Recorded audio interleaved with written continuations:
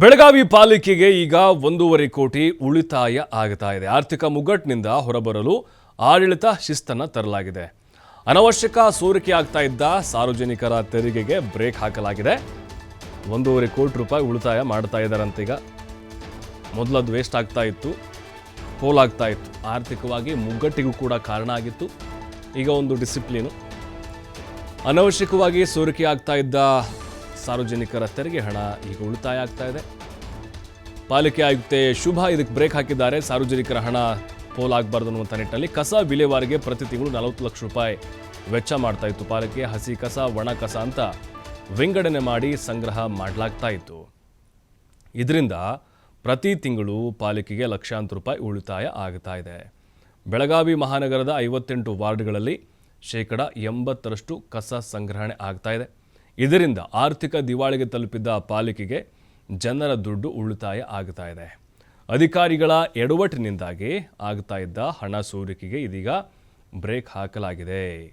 ಪಾಲಿಕೆ ಆಯುಕ್ತೆ ಶುಭಾ ಅವರು ಈ ಒಂದು ಪ್ರಯತ್ನವನ್ನು ಮಾಡ್ತಾ ಇದ್ದಾರೆ. ಇದು ಫಲ ಕೂಡ ಕೊಟ್ಟಿದೆ. ಹೌದು ಸರ್, ಈಗ ನಾವು ನಮ್ಮಲ್ಲಿ 1,13,000 ಹೌಸ್ ಹೋಲ್ಡ್ ಇದ್ದಾರೆ. ಈ ಎಲ್ಲ ಮನೆಗಳಿಂದ ನಮಗೆ ಒಂದು 100ರಿಂದ 180 ಟನ್ ಕಸಗಳು ಸಂಗ್ರಹಣೆ ಆಗಬೇಕು.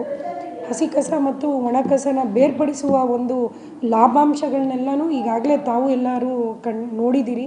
ನಾವು ಪ್ರತಿ ದಿವಸ ನಮ್ಮ ಮನೆಗಳಿಂದ, ತಮ್ಮ ಮನೆಗಳಿಂದ ಮತ್ತು ಎಲ್ಲ ಸಾರ್ವಜನಿಕರು ಬಹಳ ಉತ್ತಮ ರೀತಿಯಲ್ಲಿ ನಮಗೆ ಪ್ರತಿಕ್ರಿಯೆ ನೀಡ್ತಿದ್ದಾರೆ. ಒಂದು 30 ಟನ್ನಷ್ಟು ನಮ್ಗೆ ಈಗಲೂ ಸಹಿತ ಬ್ಲ್ಯಾಕ್ ಸ್ಪಾಟ್ಗಳು ಅಲ್ಲಿ ಬಿಸಾಡೋದು ಕಂಡು ಬರ್ತಿದೆ. ಅವಕ್ಕೂ ಸಹಿತ ನಾವು ನಮ್ಮ ICCC ಅಂತ ಏನು ಸ್ಮಾರ್ಟ್ ಸಿಟಿ ಆಗಿದೆ, ಅಲ್ಲಿಂದ ಅವ್ರಿಗೆ ನಾವು ದಂಡನೆಗಳನ್ನ ವಿಧಿಸೋಕ್ಕೆ ಎಲ್ಲ ಒಂದು ಕಾರ್ಯಕ್ರಮನ ಹಾಕ್ಕೊಳ್ತಿದ್ದೀವಿ. ಇದರಿಂದ ನಮಗೆ ಪ್ರತಿ ತಿಂಗಳು 40 ಲಕ್ಷ ಒಂದು ರೂಪಾಯಿಗಳನ್ನು ನಾವು ಬಜೆಟಲ್ಲಿ ಎತ್ತಿಟ್ಟಿದ್ವಿ. ನಮ್ಮಲ್ಲಿ ರಾಮ್ಕಿ ಇವರು ಏಜೆನ್ಸಿ ಲಿಮಿಟೆಡ್ ಅವರು ನಮಗೆ ಹಸಿ ಕಸ ಒಣ ಕಸನ ಬೇರ್ಪಡಿಸಿ ಅದರಿಂದ ಗೊಬ್ಬರ ಮತ್ತು ಒಣ ಕಸದಿಂದ ನಮಗೆ ಈ ದಾಲ್ಮಿಯಾ ಸಿಮೆಂಟ್ ಫ್ಯಾಕ್ಟ್ರಿಗೆ ಕಳಿಸ್ತಿದ್ರು ಮತ್ತು ಇನಟ್ ವೇಸ್ಟನ್ನ ಅವರು 50% ಒಳಗಡೆ ಕಲೆಕ್ಟ್ ಮಾಡಿ ಸ್ಯಾನಿಟರಿ ಲ್ಯಾಂಡ್ಫಿಲ್ಗೆ ಹಾಕುವಂಥದ್ದು ಇದಿತ್ತು. ಈಗ ನಾವೇನು ಮಾಡ್ತಿದ್ದೀವಿ, ಸೆಗ್ರಿಗೇಷನ್ 80% ಅಚೀವ್ ಮಾಡ್ತಿರೋದ್ರಿಂದ ಅಲ್ಲಿ ಅವ್ರಿಗೆ ಇನಟ್ ಸಿಗೋದು ಕಡಿಮೆ ಆಗಿದೆ ಮತ್ತು ಅವರು ನಮಗೆ ಕೊಡುವಂತಹ ಬಿಲ್ನಲ್ಲಿ ಡ್ರಾಸ್ಟಿಕಲಿ ಕಡಿಮೆ ಆಗಿದೆ. ಅಂದರೆ ಒಂದು 10 ಲಕ್ಷ ಮೊದಲನೇ ತಿಂಗಳು 8 ಲಕ್ಷ, ಎರಡನೇ ತಿಂಗಳು 10 ಲಕ್ಷ, ಈ ತಿಂಗಳಲ್ಲಿ 10 ಲಕ್ಷ. ಸೊ ಈ ರೀತಿಯಲ್ಲಿ 10 ಲಕ್ಷ ನಮಗೆ ಬಿಲ್ಲಲ್ಲಿ ಕಡಿಮೆ ಬರ್ತಿರೋದ್ರಿಂದ ಆರ್ಥಿಕವಾಗಿ ಸದೃಢ ಆಗೋಕ್ಕೆ ಮತ್ತು ನಾವು ಬಜೆಟಲ್ಲಿ ಏನು ಎತ್ತಿಟ್ಟಿರ್ತೀವಿ ಇದಕ್ಕಾಗಿ ಖರ್ಚು ಮಾಡ್ತಿದ್ದೀವಿ ಅಂತ ಅದು ಉಳಿತಾಯ ಆದಾಗ ನಮ್ಮ ಸಾರ್ವಜನಿಕ ವಲಯದಲ್ಲಿ ಆರ್ಥಿಕತೆಯನ್ನು ನಾವು ಕಾಪಾಡಿಕೊಂಡು ಸ್ಥಿರವಾಗಿ ಇರೋದಕ್ಕೆ ಕಾರಣ ಆಗುತ್ತೆ. 120 ಅಂದರೆ 1,20,00,000 ಆಗ್ಬೋದು. ಮತ್ತಷ್ಟು ಮಾಹಿತಿ ಶ್ರೀಧರ್ ನೀಡ್ತಾರೆ. ಶ್ರೀಧರ್, ಈಗ ಪೋಲಾಗ್ತಾ ಇತ್ತು ಸುಮ್ಮನೆ ದುಡ್ಡು, ಬಟ್ ಈಗ ಶುಭ ಅವರು ಉತ್ತಮವಾದಂಥ ಒಂದು ಪ್ರಯತ್ನಕ್ಕೆ ಕೈ ಹಾಕಿದ್ದಾರೆ, ಸಕ್ಸಸ್ ಕೂಡ ಆಗ್ತಾ ಇದೆ. ಬಟ್ ಈಗ ಯಾವ ರೀತಿ ಬದಲಾವಣೆ ಕಾಣಿದೆ ಪಾಲಿಕೆಯಲ್ಲಿ ಅಂತ? ಬೆಳಗಾವಿ ಮಹಾನಗರ ಪಾಲಿಕೆಯಲ್ಲಿ ಒಂದು ಆರ್ಥಿಕ ದಿವಾಳಿ ಹಂಚಿಗೆ ಒಂದು ಕೆಲ ತಿಂಗಳ ಹಿಂದೆ ತಲುಪಿತ್ತು. ಆದ್ರೀಗ ಬೆಳಗಾವಿ ಮಹಾನಗರ ಪಾಲಿಕೆಗೆ ಆರ್ಥಿಕ ಶಿಸ್ತನ್ನ ಪಾಲಿಸ್ತಾ ಇದೆ. ಪ್ರಮುಖವಾಗಿ ಬೆಳಗಾವಿ ಮಹಾನಗರ ಪಾಲಿಕೆಯಿಂದ ಒಂದು ವಿಭಾಗ ಅಂದ್ರೆ ಬೆಳಗಾವಿ ಮಹಾನಗರದಲ್ಲಿ ಬರ್ತಕ್ಕಂಥ 58 ವಾರ್ಡ್ಗಳಲ್ಲಿ ಕಸಗಳನ್ನ ಸಂಗ್ರಹಿಸುವಂತ ಒಂದು ಯೋಜನೆ ಇದೆ.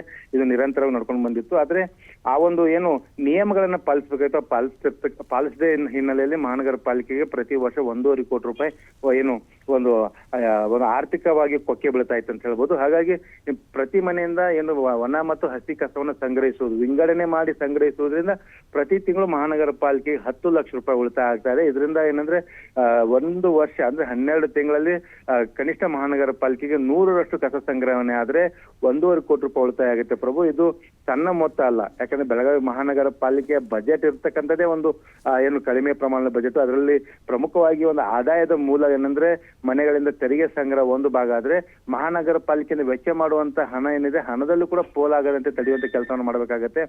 ಆ ಒಂದು ಆರ್ಥಿಕ ಶಿಸ್ತನ್ನ ಏನು ಮಹಾನಗರ ಪಾಲಿಕೆ ಆಯುಕ್ತೆ ಶುಭಾ ಅವರು ಅಳವಡಿಸಿದ್ರಿಂದ ಈಗ ಬೆಳಗಾವಿ ಮಹಾನಗರ ಪಾಲಿಕೆಗೆ ಈಗ ಏನು ಪ್ರತಿ ತಿಂಗಳು 10 ಲಕ್ಷ ರೂಪಾಯಿ ಅಂತಂದ್ರೆ ವರ್ಷಕ್ಕೆ 1.5 ಕೋಟಿ ರೂಪಾಯಿ ಉಳಿತಾಯ ಆಗ್ತದೆ. ಯಾಕಂದ್ರೆ ಮಹಾನಗರ ಪಾಲಿಕೆ ಕಸ ಏನು ಸಂಗ್ರಹ ಆಗಿರ್ಬೋದು, ಕಸ ವಿಂಗಡಣೆ ವಿತರಣೆ ಆಗಿರ್ಬೋದು, ಈ ಒಂದು ವಿಚಾರಕ್ಕೆ ಪ್ರತಿ ತಿಂಗಳು 40 ಲಕ್ಷ ರೂಪಾಯಿ ಹಣವನ್ನ ವೆಚ್ಚ ಮಾಡ್ತಾ ಇದೆ. ಇದು ಸಾರ್ವಜನಿಕರ ದುಡ್ಡು. ಹಾಗಾಗಿ ಬೆಳಗಾವಿ ಮಹಾನಗರ ಪಾಲಿಕೆ ಕಳೆದ 3-4 ವರ್ಷಗಳಿಂದ ಯಾವುದೇ ರೀತಿಯ ಸರ್ಕಾರದಿಂದ ವಿಶೇಷ ಅನುದಾನ ಬಂದಿಲ್ಲ. ಯಾಕಂದ್ರೆ ಈ ಹಿಂದೆ ಬೆಳಗಾವಿ ಮಹಾನಗರ ಪಾಲಿಕೆಗೆ 100 ಕೋಟಿ ರೂಪಾಯಿ ವಿಶೇಷ ಅನುದಾನಗಳು ಬರ್ತಾ ಇದ್ದು.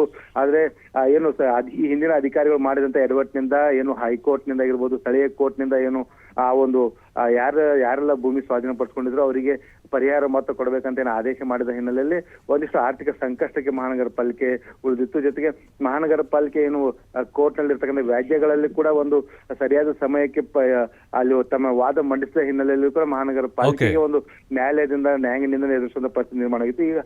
ಹೀಗಾಗಿ ಬೆಳಗಾವಿ ಮಹಾನಗರ ಪಾಲಿಕೆಯಲ್ಲಿ ಸದ್ಯ ಈಗ ಆರ್ಥಿಕ ಉಳಿತಾಯಕ್ಕೆ ಹೆಚ್ಚಿನ ಒತ್ತನ್ನು ಕೊಟ್ಟಿರ್ತಕ್ಕಂಥದ್ದು. ಪ್ರಭು, ಥ್ಯಾಂಕ್ ಯು ಶ್ರೀಧರ್ ಮಾಹಿತಿಗಾಗಿ.